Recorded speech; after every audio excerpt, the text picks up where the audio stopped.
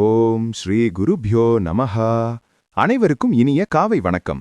தமிழ் புத்தாண்டு விசுவாவசு வருடம் தொடக்கம் சித்திரை மாதம் 1ஆம் நாள். ஓம் ஸ்ரீ உத்தித்தம கணபதியே நமய. ஓம் ஸ்ரீ உத்தித்தம கணபதியே நமய. ஓம் ஸ்ரீ உத்தித்தம கணபதியே நமக. ஓம் ஸ்ரீ மருதமலை முருகன் ஜோதிட நிலைய ஆய்வாளர் பி. சுப்பையா உங்களுக்கெல்லாம் இந்த பரவ ஆண்டு 12 ராசிக்கும் 27 நட்சத்திரத்திலையும் பிறந்தவர்களுக்கு என்ன நடக்கும், ஏது நடக்கும், எப்படி இருக்கப் போகிறோம் என்றெல்லாம் முன்கூட்டியே இந்த செவ்வாய்க்கிழமை 1ஆம் தேதி, சித்திரை 1ஆம் தேதி ஆகவன் டிவியில் நேரடியாக ஒளிபரப்பு கொண்டிருக்கும் ஆகவன் டிவி நேயர்களே, உங்கள் அனைவருக்கும் எனது மருதமலை ஓம் ஸ்ரீ முருகன் ஜோதிட நிலைய ஆய்வாளர் சுப்பையா காலை வணக்கத்தை தெரிவித்துக் கொண்டு, ராசிக்கு என்ன நடக்கும், ஏது நடக்கும், எப்படி இருப்பீர்கள் என்றெல்லாம் இந்த தற்போது சொல்லப்போகிறேன். இந்த டிவியை பார்த்து கொண்டிருக்கும் நேயர்களே அனைவருக்கும் இந்த ஆண்டு எப்படி இருக்க போகிறது என்றதை இப்போ சொல்ல போகிறேன். இந்த பரவ ஆண்டில் ராஜாவாக குரு பகவானும், மந்திரியாக செவ்வாய் பகவானும், அர்த்தமாதிபதியாக சந்திர பகவானும், சேனாதிபதியாக சந்திர பகவானும், சத்தாதிபதியாக சுக்கிர பகவானும், புதன் பகவானும், ராஜ்யாதிபதியாக சூரிய பகவானும், நீராதிபதியாக சுக்கிர பகவானும் இந்த வருடம் பலாபலன்கள் இந்த கிரகத்தின் விதிப்படிதான் நடக்கப் போகிறது. வருகின்ற வருடம் எப்படி இருக்கும் என்பதை, இந்த வருடம் கடந்த ஆண்டு ராகு மகாதிசையில் 17 மாதங்களை பிடித்தது. இவ்வாண்டும் அதே ராகு மகாதிசை தான் 3 மாதங்கள் தான் கடுமையாக பிடிக்கும். இது உலகமாக இருந்தாலும் சரி, தனிப்பட்ட ஒரு மனிதனாக இருந்தாலும் சரி, ஒரு தனிப்பட்ட ஜாதகமாக இருந்தாலும் சரி, கிரகங்கள் நடப்பதை வைத்து கொண்டே அந்த குடும்பம், அந்த நபர் நல்லா இருப்பாரா, அந்த நாடு நல்லா இருக்குமா, மக்கள் எப்படி இருப்பாங்க, இதெல்லாம் இன்று அறிவிக்கப்படும். பொது பலனாக ஆரம்பத்தில் ஒரு 2-3 நிமிடத்தில் சொல்ல போகிறேன். இவ்வாண்டு மழை நல்லா பெய்யும். புரட்டாசி, ஐப்பசி, கார்த்திகையில் நல்லா மழை பெய்யும்.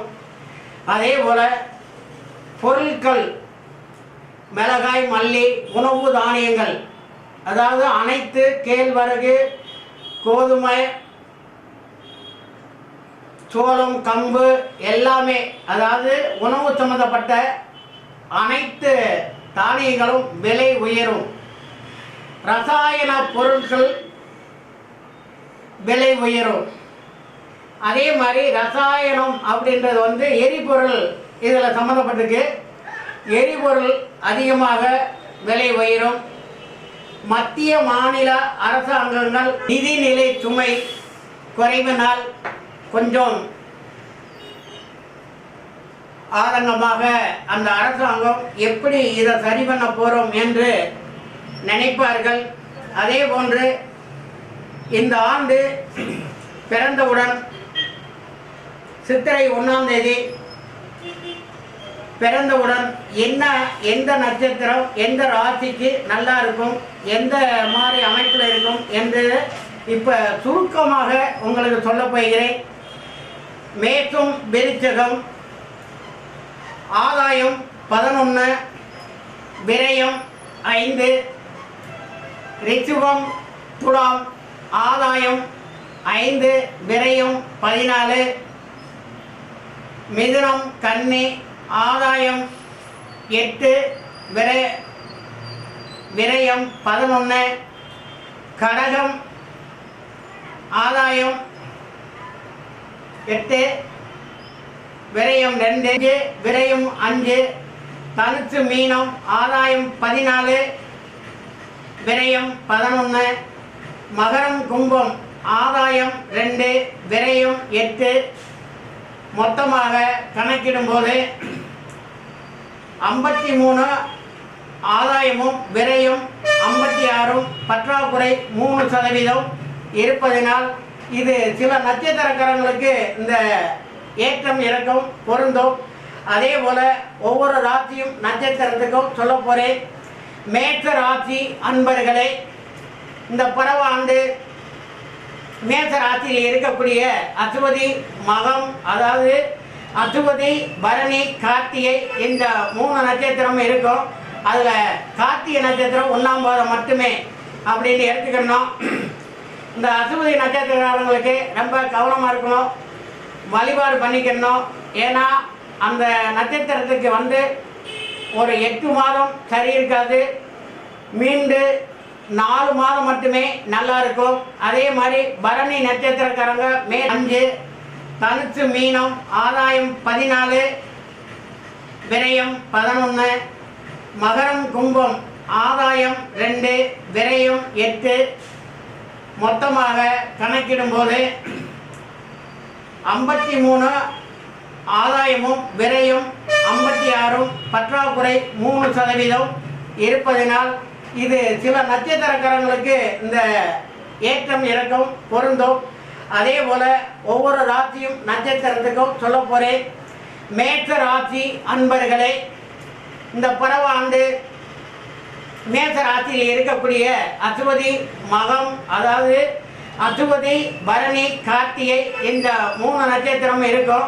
அதில் கார்த்திகை நட்சத்திரம் 1ஆம் பாதம் மட்டுமே அப்படின்னு எடுத்துக்கணும்.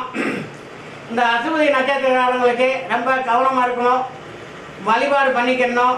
ஏன்னா அந்த நட்சத்திரத்துக்கு வந்து ஒரு 8 மாதம் சரி இருக்காது, மீண்டு 4 மாதம் மட்டுமே நல்லா இருக்கும். அதே மாதிரி பரணி நட்சத்திரக்காரங்க மேஷராசி நேயர்களே, இந்த பரணி நட்சத்திரம் பிறந்தவர்கள் நல்லா இருப்பீங்க. உங்களுக்கெல்லாம் ஒரு டிப்ஸ் மாதிரி, கோயிலுக்கு போனீங்கன்னா கோயிலை வந்து நல்லா சுத்தம் பண்ணுங்க. அதே மாதிரி நல்லா உங்களுக்கு நல்ல ஒரு வேலையை அதிகமாக கொடுக்கும். அந்த வேலையை உதாசீனப்படுத்தாமல் செஞ்சீங்கன்னா உங்களுக்கு வந்து நல்லது நடக்கும். அதே மாதிரி சனி பகவான் எப்பவுமே வேலையை அதிகமாக கொடுப்பார். வேலையை அதிகமாக கொடுக்கும்போது அந்த வேலையில் அதிகமாக கவனம் செலுத்தி நல்ல முறையில் பணியாற்றினால் உங்களுக்கு நல்லா இருக்கும். அதே போல் கார்த்திகை 1ஆம் பாதம் என்று பிறந்தவர்களுக்கு கொஞ்சம் நல்லா இருக்கும். அதே போல் அந்த ராசியில் மேஷ ராசியில் 7 சனி வருது அப்படின்னு யாரும் கவலைப்பட வேண்டாம். சனி பகவான் வந்து வேலை சுமை எவ்வளோ வேலை எவ்வளோ அதிகமாக கொடுக்கும். கோயிலுக்கு போனீங்கன்னா கோயிலை சுத்தப்படுத்துங்க. கோயிலை சுத்தப்படுத்தினீங்கன்னா அதிகமாக சனி தாக்கங்கள் கொடுக்கும். அதே மாதிரி அர்த்தம் இல்லாமல் கிளீன் பண்ணுறவங்களுக்கு ஒரு பணத்தை கொடுத்து அதை நல்லா க்ளீன் பண்ண சொல்லி, கோயில் நீங்களே சாமி முடிங்கன்னா பேப்பர் திண்ணீர் இதெல்லாம் வந்து அங்கனே போட்டு விடக்கூடாது. அது வந்து சுத்தமாக இருக்க வரைக்கும் உங்களுக்கு நல்லாவே சுத்தமாக நல்ல ஒரு தொழில் அமையும், வருமானத்தை கொடுக்கும். அதே போல் விரயம் அப்படின்றது வந்து எல்லாத்துக்கும் கிடையாது. குரு சனி, இந்த கடந்த சனி பகவான் பயிற்சி ஆகிவிட்டது. குரு பகவான் மே ஜூனாக இருப்பீங்க. அதே போல் ரிஷப ராசி நேயர்களே, இந்த நிகழ்ச்சியை பார்த்து கொண்டிருக்கும் ஆதவன் டிவி நேயர்களே, ரிஷப ராசிக்காரங்க கார்த்திகை ரோகிணி மிருகசீரிஷம் இந்த 3 நட்சத்திரங்களுக்கும் உள்ள பலன்கள் இப்போ சொல்ல போகிறேன். உங்களுக்கெல்லாம் இந்த வருடம் ஒரு நல்ல வருடமாக இருக்கும். கால் வலிக்கும், அந்த கால் வலிக்கும் அப்படின்னா நீங்கள் நல்லெண்ணெய் தேய்க்கணும். இரவு தூங்க போகும்போது கோயிலுக்கு போனீங்கன்னா சாமி மட்டும் கும்பிடாதீங்க, திண்ணீரை கீழே ஓட்டுறாதீங்க, குங்குமத்தை கீழே ஓட்டுறாதீங்க, பேப்பரை கிழிச்சு போட்டுறாதீங்க, சுத்தமாக வைங்க, உங்களுக்கெல்லாம் நல்லா இருக்கும். அதே மாதிரி கார்த்திகை நட்சத்திரக்காரங்களுக்கு மட்டும் கொஞ்சம் நல்லா இருக்கும். ரோகிணி நட்சத்திரக்காரங்க கொஞ்சம் வழிபாடு பண்ணிக்கணும். வழிபாடு பண்ண தவறுலாம் அவங்களுக்கு கொஞ்சம் கொஞ்சம் வைத்திய செலவு கொடுக்கும். அதுவும் வந்து 2027 டிசம்பருக்கு மேலே தான் அந்த வைத்திய செலவு கொடுக்கும், தற்போது கொடுக்காது. மிருகசித்திரம் நட்சத்திர நேயர்களே, பாதம் 1, 2 இவங்களுக்கெல்லாம் ரொம்ப நல்லா இருக்கும். ஆரம்பத்தில் இருந்தே அடுத்த குரு பேச்சு வரைக்கும், அடுத்த வருடம் சித்திரை வரைக்கும் ரொம்ப நல்லா இருக்க போறீங்க. உங்களுக்கெல்லாம் ஒரு கருங்காலி மரம் இருந்தால் நட்டு வழிபாடு பண்ணுங்க. இல்லை அப்படின்னா ஆலமரத்துக்கு மஞ்சள் நீர் ஊற்றி நீங்கள் உங்கள் குலதெய்வத்தை நினைச்சிங்கன்னா உங்களுக்கு எதிர்பார்த்த அனைத்துமே சிறப்பாக இருக்கும். அடுத்த ராசி மிதுன ராசி நேயர்களே, உங்களுடைய ராசியில் மிருகசித்திரம் 3, 4 என்று பிறந்தவர்கள் ரொம்ப நன்றாக இருப்பீர்கள். அதே போல் திருவாதிரை நட்சத்திரக்காரங்களுக்கும் ரொம்ப நல்லா இருப்பீங்க, வழிபாடு பண்ணிக்கிங்க. அதே போல் திருவாதிரையில் பிறந்தவங்களுக்கு கடந்த ஆண்டும் இவ்வாண்டும் டிசம்பர் வரைக்கும் கொஞ்சம் மன உளைச்சல், நிம்மதி குறைவு, அதே ஏதோ ஒரு மன அழுத்தமாக இருக்கும். அதே இது வந்து குரு 2ஆம் இடத்துக்கு பேச்சாக போகிறார் கடகத்தில். அப்படி பேச்சாகும் போது ஜூன் 1ஆம் தேதி இரவு விடிஞ்சால் 2ஆம் தேதி இரவு 1:30க்கு 1:50க்கு பேச்சாவதனால் உங்களுக்கு அன்று முதல் ரொம்ப சிரமத்திலிருந்து விடைபெற போகிறீங்க, நல்லா இருப்பீங்க.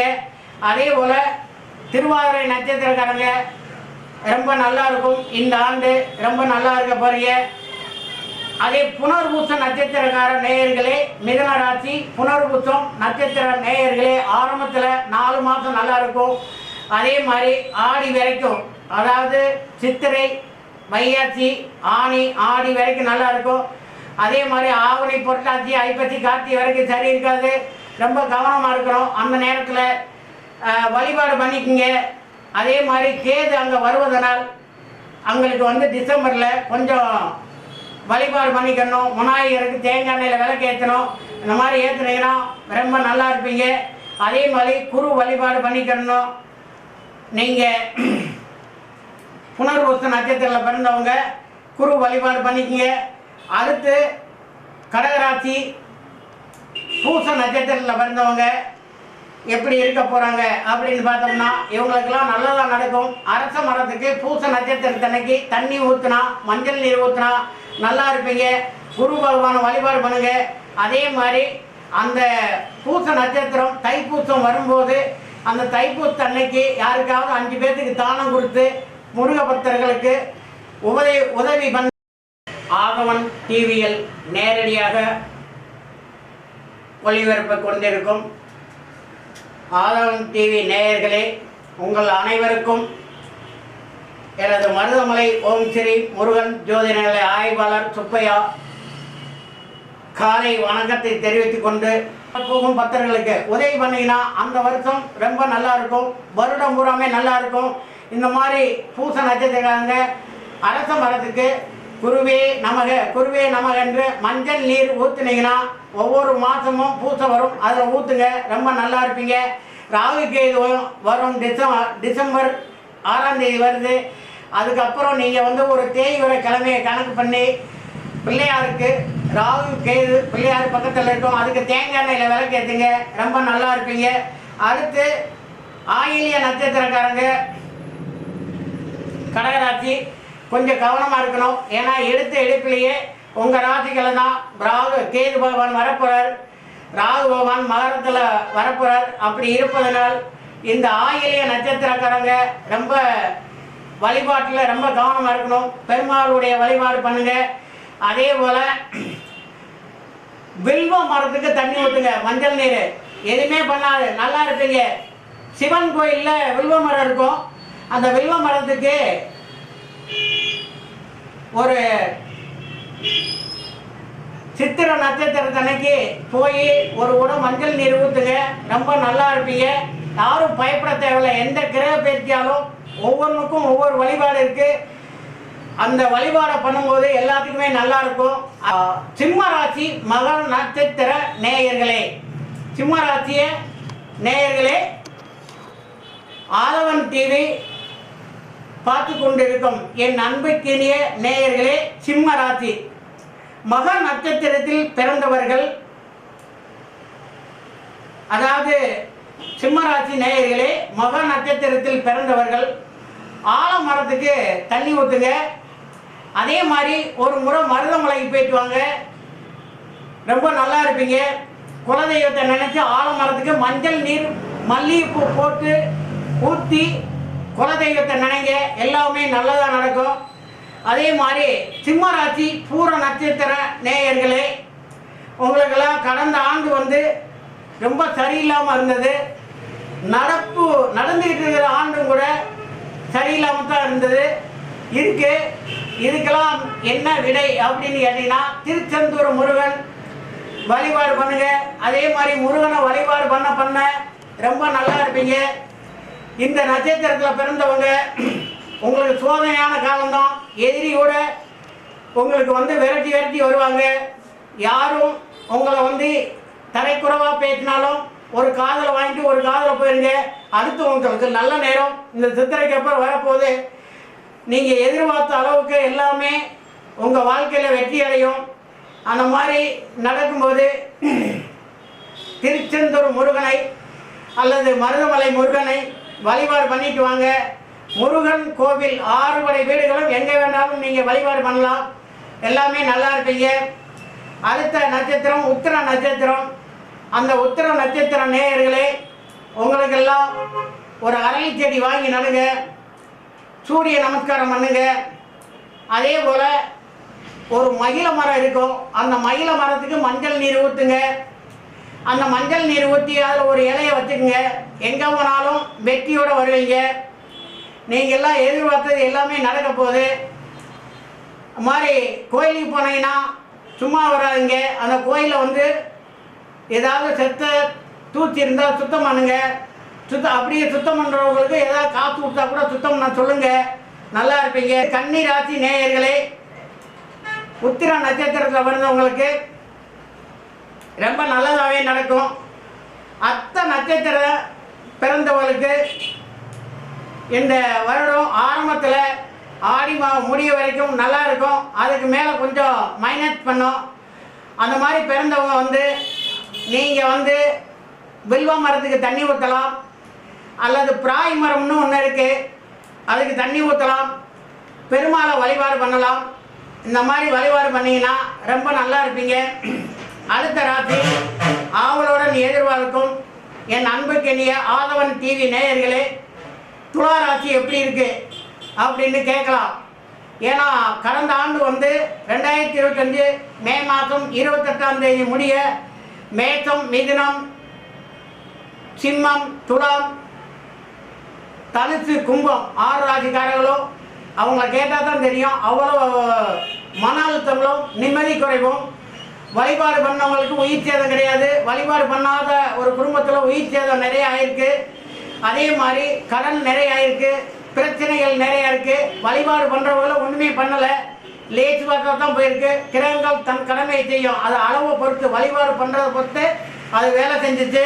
அதே போல் சித்திரை நட்சத்திரத்தில் பிறந்த துலா ராசி நேயர்களே, இந்த மாதிரி சித்திரை நட்சத்திரத்தில் பிறந்திருந்தா ஒரு மாமரத்துக்கு தண்ணி ஊற்றணும். மாமரத்துக்கு தண்ணி ஊற்றுனீங்கன்னா ரொம்ப நல்லா இருக்கும். விநாயகரை, ஆஞ்சநேயரை வழிபாடு பண்ணுங்க. முருகன் கோயிலுக்கு போங்க. நீங்கள் எல்லாம் நல்லா இருப்பீங்க. இந்த வாழ்க்கையில் உங்களுக்கு எல்லாமே நல்லதாக இருக்கும். இவ்வருடம் ஆரம்ப காலத்திலேருந்து ரொம்ப நல்லா இருப்பீங்க. இந்த வழிபாடு மட்டும் நீங்கள் பண்ணி பாருங்கள். அதே போல் சுவாதி நட்சத்திர நேயர்களே, இவ்வாண்டு உங்களுக்கு பொற்கால ஆண்டு. ஒரு முறை மருதமலை முருகன் கோயிலுக்கு போயிட்டு வாங்க, எல்லாம் பிள்ளையார் வெட்டி போயிட்டு வாங்க, திருச்செந்தூர் முருகன் கோயிலுக்கு போயிட்டு வாங்க, எல்லாமே நல்லா இருக்கும். உங்களுடைய ராசிக்கு குரு பகவான் அத்திர ஒரு வீடாக இருப்பதனால் திருச்செந்தூர் முருகனையும் ஸ்ரீ ரங்கநாதர் பெருமாளையும் வழிபாடு பண்ணுங்க, ரொம்ப நல்லா இருப்பீங்க. முடிஞ்ச அளவுக்கு ஒரு மரம் இருக்குது, அதே மாதிரி அந்த மரத்து பேர் வந்து அர்ஜுன மரம் அப்படின்ற ஒரு பெயர். அந்த மரத்தை வந்து நீங்கள் வாங்கி நடலாம். அந்த மாதிரி ஏதாவது ஒரு கோயில் நட்டீங்கன்னா உங்களுக்கு எல்லாமே நல்லதாக நடக்கும். அடுத்த துலா ராசி நேயர்களே, விசாக நட்சத்திரத்தில் பிறந்தவர்கள் 1, 2, 3, 4 இந்த மாதிரி நட்சத்திரத்தில் பிறந்திருந்தால் அவங்களுக்கெல்லாம் வந்து ஒரு விழா மரம் வாங்கி நடுங்க. அதே மாதிரி குரு பகவானை வழிபாடு பண்ணிட்டு வாங்க. அசுர உரு தேவ உரு ரெண்டையுமே வழிபாடு பண்ணலாம். அதே மாதிரி உங்களுக்கு வந்து அந்த மரம் என்பது வந்து ஒரு பலா மரம் நடலாம், அல்லது பலாப்பழம் வாங்கி பிள்ளையாருக்கு சாமியை கும்பிட்டு பக்தர்களுக்கு கொடுக்கலாம். இதெல்லாம் ரொம்ப நல்லா இருக்கும். இந்த மாதிரி பண்ணாலே ரொம்ப நல்லா இருக்கும். அடுத்த ராசி விருச்சிக ராசி நேயர்களே, விசாக நட்சத்திரம் 4ஆம் பாதம் அப்படி பிறந்தவங்களுக்கு திருச்செந்தூர் முருகனை போய் ஒரு முறை தரிசனம் பண்ணிட்டு ஜென்ம நட்சத்திரத்தன்னை போயிட்டு வாங்க. நீங்கள் எல்லாம் நல்லா இருப்பீங்க. அடுத்து விருச்சிக ராசி அனுச நட்சத்திர நேயர்களை மகிழ மரம் வாங்கி நடுங்க, இல்லைன்னா வெள்ளை எருக்களை வாங்கி நடுங்க. நீங்கள் எல்லாம் நல்லா இருப்பீங்க. இது வந்து இந்த ராகு கேது வரும். ராகு கேது வரும்போது கடகத்தில் கேது பகவான் உங்களுக்கு வரும்போது உங்களுக்கு கொஞ்சம் மன அழுத்தங்களை அதிகமாக கொடுக்கும். அதுபோல் இந்த ராசியில் பிறந்த அனுச நட்சத்திரத்தில் பிறந்தவங்க பிள்ளையாருக்கு தேங்காய் எண்ணெயில் விளக்கேற்றுங்க. ஒரு தேய்பிரையில் ஆரம்பித்து வளர்புறை வரைக்கும் போகலாம். வளர்புறை தேய்புரை கலந்து போகலாம். ஆரம்பம் தேய்புரை, முடிவு வளர்புறையாக இருக்க வேண்டும். அடுத்து கேட்டை நட்சத்திரம் விருச்சிக ராசியில் பிறந்தவங்க ஒரு வன்னி மரம் நடலாம், முருகனை வழிபாடு பண்ணலாம். அதே மாதிரி அவங்கெல்லாம் இந்த மாதிரி வழிபாடு பண்ணி போனாங்கன்னா நல்லா இருக்கும். அதே மாதிரி அவங்க வந்து விருச்சிக ராசி கேட்டை நட்சத்திரத்தில் பிறந்தவங்க நீங்கள் வந்து கோயிலுக்கு போய் பிள்ளையாருக்கு தேங்காய் எண்ணெயில் விளக்கேற்றுங்க, ரொம்ப நல்லா இருப்பீங்க. இந்த மாதிரி வழிபாடு பண்ணால் ஒரு வன்னி மரத்தை கூட தண்ணி ஊற்றுங்க, அந்த இலையை வச்சுங்க, ரொம்ப நல்லா இருப்பீங்க. அடுத்த ராசி தனுசு ராசி மூல நட்சத்திரம் நேயர்களே, இந்த மூல நட்சத்திரத்துக்கு வந்து மாமரத்துக்கு தண்ணி ஊற்றலாம், அல்லது கடம்பு மரத்துக்கும் தண்ணி ஊற்றலாம். அதே மாதிரி ஆஞ்சநேயரை வழிபாடு பண்ணுறதுல ரொம்ப சிறப்பாக இருப்பீங்க. ஆஞ்சநேயரை வழிபாடு பண்ணிக்கங்க, வாழ்க்கையில் நல்லா இருக்கும். உங்களுக்கெல்லாம் ஒரு விடை கிடைக்க போகுது. உங்களுக்கு வந்து குரு பகவான் மாறினோடனே நல்லது நடக்கும். அதே போல் ராகு கேது உங்கள் ராசிக்குள்ள சிம்மத்தில் இருப்பதனால் அந்த மேஷம் சிம்மம் தனுசு இந்த ராசியில் ஆள் கொண்டதுனால் உங்களுக்கெல்லாம் ரொம்ப மன அழுத்தம் அதிகமாக இருந்திருக்கும். இனிமேல் அந்த மாதிரி இருக்காது. கால் உடம்பு வலிச்சா கொஞ்சம் நல்லெண்ணெய் தேய்ச்சிட்டு இரவு நேரத்தில் படுக்க போகும்போது தேய்ச்சிங்க, ரொம்ப நல்லாயிருக்கும். சனி பகவானை வேண்டிக்கிங்க. அடுத்த பூராட நட்சத்திர நேயர்களே, நீங்கள் பெருமாள் வழிபாடு பண்ணிக்கங்க. அதே போல் பிராய் மரம்னு ஒன்று இருக்குது, அதை வாங்கி நடுங்க, தண்ணி ஊற்றுங்க. அது மாதிரி நட்டு வழிபாடு பண்ணால் ரொம்ப நல்லா இருப்பீங்க. அடுத்த நட்சத்திரம் உத்திராடம் நட்சத்திரம். அந்த உத்திராடம் நட்சத்திரம் 1ஆம் பாதத்தில் வந்தவங்க சமயபுரம் மாரியம்மன் பெருமாள் அந்த கோயிலுக்கு போகலாம். அதே மாதிரி பழம் மாதுளை பழம் இதுகளை பிள்ளையாருக்கு வச்சு சாமி கும்பிட்டு அந்த பழத்தை அங்கனையே பக்தர்களுக்கு நீங்கள் கொடுத்தீங்கன்னா ரொம்ப நல்லா இருக்கும். உங்களுக்கு எப்பவுமே ரொம்ப மகிழ்ச்சியான ஒரு செய்திகளாக ரொம்ப வரும். நீங்கள்லாம் நல்லா இருக்கிறதுக்கு ஒரு அருமையான இது ஒரு டிப்ஸு.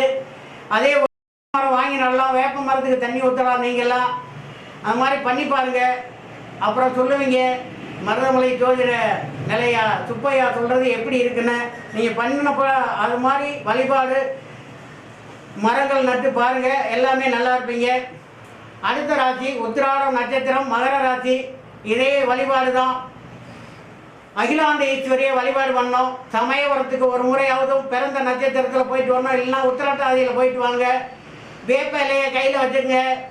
அதே மாதிரி ராகு பவன் உங்கள் இடத்துக்கு வர்றதுனால அந்த அம்பிகை வழிபாடும் பெருமாளுடைய வழிபாடும் ஸ்ரீரங்கநாதருடைய வழிபாடும் ரொம்ப நல்லா இருக்கணும்.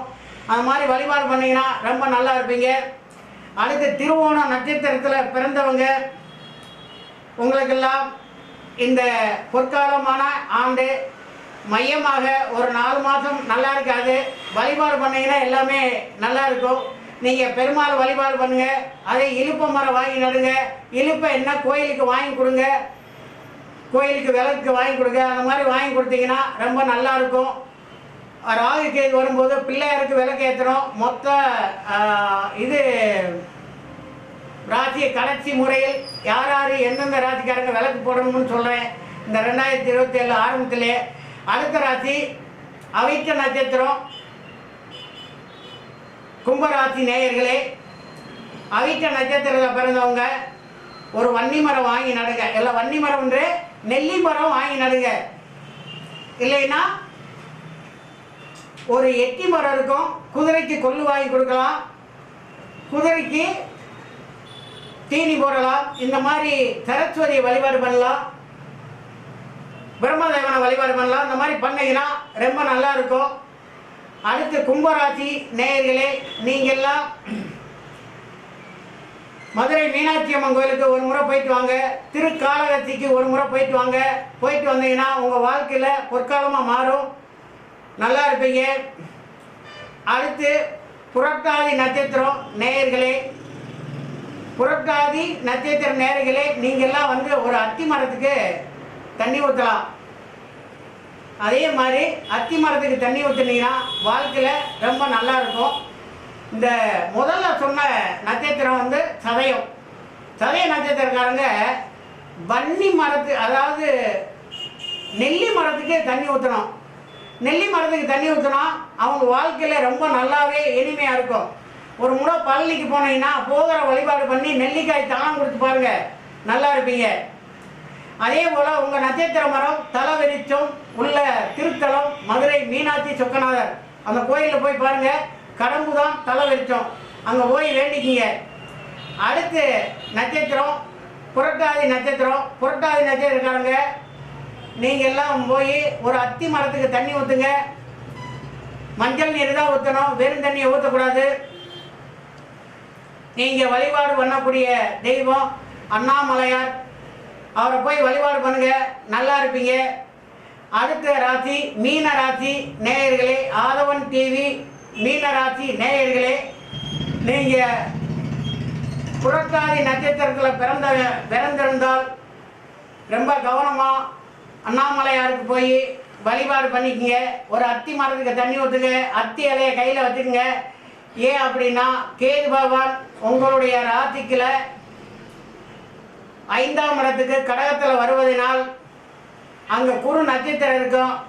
அதனால் அந்த புரட்டாதி நட்சத்திரம் அங்கே குரு நட்சத்திரமாக இருப்பதனால இந்த நட்சத்திரக்காரர்களுக்கு கொஞ்சம் வழிபாடு அவசியம் தேவை. நீங்கள்லாம் வந்து பிள்ளையாரை வந்து கடுமையாக ராகு கேதுக்கு வழிபாடு பண்ணிக்கோங்க. வழிபாடு பண்ணால் உங்களுக்கெல்லாம் நல்லது. ஒரு அத்தி இலையை எப்போவுமே கையில் வச்சுங்க. அண்ணாமலையாருக்கு கிரிவலம் வந்துட்டு வாங்க. ஒரு கார்த்திகை நட்சத்திரம் நீங்கள் நல்லா இருப்பீங்க. அடுத்த நட்சத்திரம் மீன ராசி உத்தரட்டாதி நட்சத்திர நேயர்களே, நீங்கள்லாம் ஒரு நவாமரம் வாங்கி நடலாம், அல்லது சமயவரம் போயிட்டு வரலாம், அகிலாண்ட ஈஸ்வரியை வழிபாடு பண்ணலாம், ரங்கநாதர் வழிபாடு பண்ணலாம். இந்த மாதிரி வழிபாடு பண்ணிங்கன்னா வாழ்க்கையில் உயர்ந்த ஸ்தானத்துக்கு வரீங்க. நவாப்பழ சீசனில் நவாப்பழம் வாங்கி குழந்தைகளுக்கோ அல்லது வாங்கி சாப்பிட முடியாத ஒரு வருமானம் இல்லாத ஒரு பெரியவர்களுக்கோ வாங்கி கொடுங்க, வாழ்க்கையில் நல்லா இருப்பீங்க. ஒரு முறையாவது உங்களுடைய ரோகிணி நட்சத்திரத்தன்னைக்கு நீங்கள் அகிலாண்ட ஈஸ்வரியை திருச்சி திருவனைக்காவல் அகிலாண்ட ஈஸ்வரி கோயிலுக்கு போயிட்டு வாங்க. அப்படி போயிட்டு வந்தீங்கன்னா சனி பகவான் அங்கே நீர்த்தலம் தான், உங்கள் வீடு வந்து நீர்த்தலம் தான். அந்த மாதிரி போயிட்டு வந்தீங்கன்னா அங்கே வழிபாடு பண்ணலாம், நல்லா இருப்பீங்க. அதே போல் மீனராசி ரேவதி நட்சத்திர நேயர்களே, நீங்கள் கருங்காலி மாலை போடலாம். பழனி மலைக்கு ஒரு முறை போயிட்டு வாங்க, இழுப்பெண்ணெய் வாங்கி கோயிலுக்கு தானம் கொடுங்க. கருங்காலி இலையை கையில் வச்சுக்குங்க. பழனி பாதயாத்திரை போகிற பக்தர்களுக்கு உதவி பண்ணுங்க. கோயிலில் போய் சுத்தம் பண்ணுங்க. கோயிலை சுத்தம் பண்ணால் உங்கள் வாழ்க்கையில் எல்லாமே நல்லா இருக்கும், நல்லா இருப்பீங்க. இதே போல் 12 ராசிக்கும் இப்போ நம்ம பேசியிருக்கோம். இந்த 12 ராசிக்கும் பொது பலனாக இப்போ ஒன்று சொல்ல போகிறேன். நீங்கள் எந்த ராசியில் பிறந்திருந்தாலும் எந்த நட்சத்திரத்தில் பிறந்திருந்தாலும் உங்களுடைய ஜனனகால ஜாதகத்தில் குரு சனி, அதாவது இப்போ சனி பயிற்சியாக இருக்குது. இந்த சனி பயிற்சி வந்து மீனத்தில் இருக்கு. மீனத்தில் குரு இருந்தாலோ, கன்னியில் குரு இருந்தாலோ, ரிஷபத்தில் குரு இருந்தாலோ, அல்லது கடகத்தில் குரு இருந்தாலோ,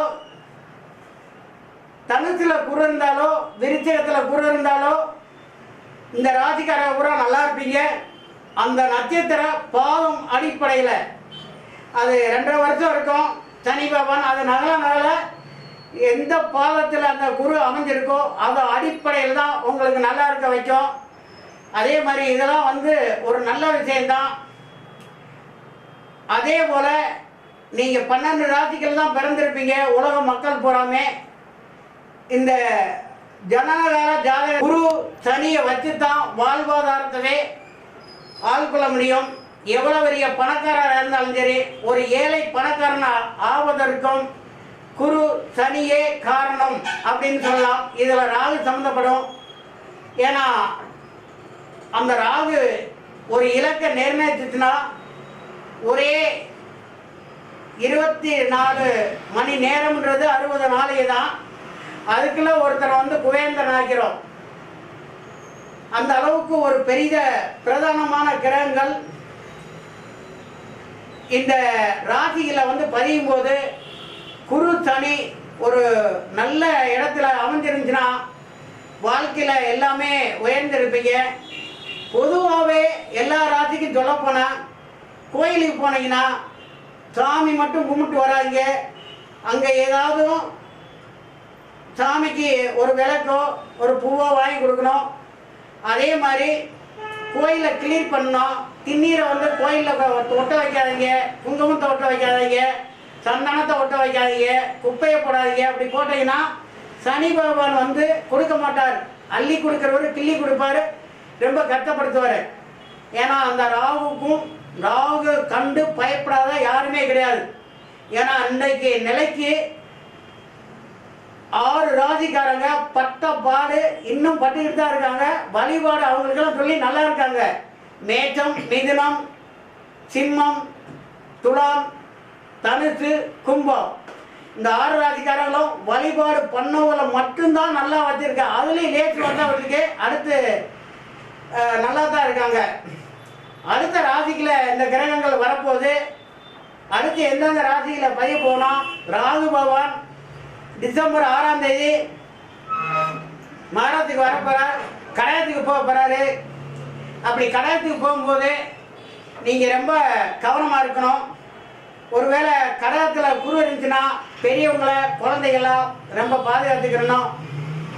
அப்படி மகரத்தில் வரக்கூடிய ராகு பகவான் 3 ராசி அட்டாக் பண்ணும். அந்த 3 ராசி எந்தெந்த ராசி அப்படின்னா மகரம். ஆதவன் டிவியை பார்த்து கொண்டு இருக்கும் நேயர்களே, இப்போ ஒரு சின்ன வேண்டுகோள் எல்லாரும் வைக்கிறாங்க. ஒரு தேர்தல் அறிவித்த தேதி ஒரு ஞாயிற்றுக்கிழமை. அது சூரியனுடைய நாள். ஞாயிற்றுக்கிழமை என்பது சூரியனுடைய நாள். அதில் தேதி என்பது ஒரு 6ஆம் எண். 15ஆம் தேதி 6ஆம் எண்ண போலிங்கான, அதாவது ஓட்டு போடுற தேதி 5ஆம் எண் அப்படின்னு வரும். 23னா 5. அப்போ 5ஆம் எண் அப்படின்னா பஞ்சபூத சக்தியில் அடங்கக்கூடியது 5ஆம் எண் அப்படின்னா அறிவுன்னு சொல்லலாம். அந்த 5ஆம் எண்ணை நான் கணிச்சு பார்க்கும்போது முருகனை உருவாக்குது. அப்போ அந்த 5ஆம் எண்ணிலிருந்து ரிசல்ட் என்ன பார்க்கும்போது 4ஆம் எண். அப்போ அந்த ராசியில் பிறந்தவங்க யாராக இருந்தாலும் கேட்டு நிச்சயம் வெற்றி பெற்றுவாங்க. அதாவது ஞாயிற்றுக்கிழமை சூரியன் சொல்லியிருக்கேன், சிவபெருமான். சூரியன்னா சிவபெருமான். அப்போ அந்த நட்சத்திர தேதியை தான் எலெக்ஷன் கமிஷன் அறிவிச்சிருக்காரு. அந்த மாதிரி பூர நட்சத்திரத்தில் யார் பிறந்தாலும் கண்டிப்பாக அவங்க தான். ராகுனுடைய நம்பர். அப்போ சிம்மத்துக்கு 7ஆம் இடத்துல கும்பத்தில் ராகு இருக்கு. கும்பத்தில் ராகு இருக்கிறதுனால அந்த வீட்டில் எந்த கிரகம் இருந்தாலும் இவங்களுக்கு நல்லா பார்வை நேராக இருக்கிறதுனால எதிர்தரப்பு பேசுறது புறாமே இவங்களுக்கு சாதகமாக இருக்கும். சிம்ம ராசிக்காரங்களுக்கு எதிர்தரப்பு எது பேசினாலும் சிம்ம ராசிக்காரங்களுக்கு சாதகமாக இருக்கும். என்ன பண்ணாலும் பண்ணுவோம். அதாவது என்ன பேச போகிறோம், என்ன இது பண்ணது நான் சுழக்கி விடுறதான் ராகு பகவான். 3 ராசி மகரம், ரிஷிபம், கன்னி. இந்த 3 ராசி அட்டாக் பண்ணோம் ராகு பகவான். இந்த 3 ராசிக்காரர்களை ரொம்ப கவனமாக இருக்கணும். அதே மாதிரி ராகுக்கு வழிபாடு பண்ணிக்கிறணும். அப்படி பாலாபிஷேகம்லாம் அந்த ராகு கால நேரத்தில் பண்ணுவாங்க. அப்படி பண்ணிங்கன்னா ரொம்ப நல்லா இருக்கும். அடுத்து கேது நடக்கக்கூடியது கடகம். அந்த கடகத்திலேருந்து 3 ராசிக்காரங்க வழிபாடு பண்ணணும். அது கடகம், மீனம், விருச்சகம். இந்த ராசிக்காரர்களாம் ரொம்ப ராகு கேதுக்கு வழிபாடு பண்ணணும். அப்படி வழிபாடு பண்ணால் தான் நல்லது நடக்கும். ராகு கால நேரத்தில் ராகு பகவானுக்கு பூஜை நடந்தால் போய் கலந்துங்க, பால் வாங்கி கொடுங்க. எல்லா கிரகங்களுமே வழிபாடு பண்ணால் நல்லது தான் பண்ணோம், நல்லது தான் நடக்கும். நல்லதே நடக்க வேணும் என்பது மருதமலை ஓம் ஸ்ரீ முருகன் ஜோதிட நிலைய ஆய்வாளர் சுப்பையா. 18 தேவர்களையும் அதாவது முனிவர்களையும் 27 நட்சத்திர அதிபதிகளையும் 9 நவக்கிரகங்களையும் தினந்தோறும் 5 மணிக்கு எந்திரிச்சு பாராயம் பண்ணி உங்களுக்கெல்லாம் வாக்கு சொல்லிட்டு இருக்கேன். அது சொல்கிறது தான் நடந்துட்டு இருக்கு, நடந்துடவும் செய்யும். இப்போ இந்த சிம்மராசிக்காரர்களுக்கெல்லாம் கொஞ்சம் நல்லது. அடுத்து அவங்க தான் அடுத்து இந்த போராடி வெற்றி பெறுவாங்க. அது வழிபாடு பண்ணுனா ரொம்ப வெற்றி பெற்றுவாங்க. அது மாதிரி நல்லா இருக்கும். அதே போல்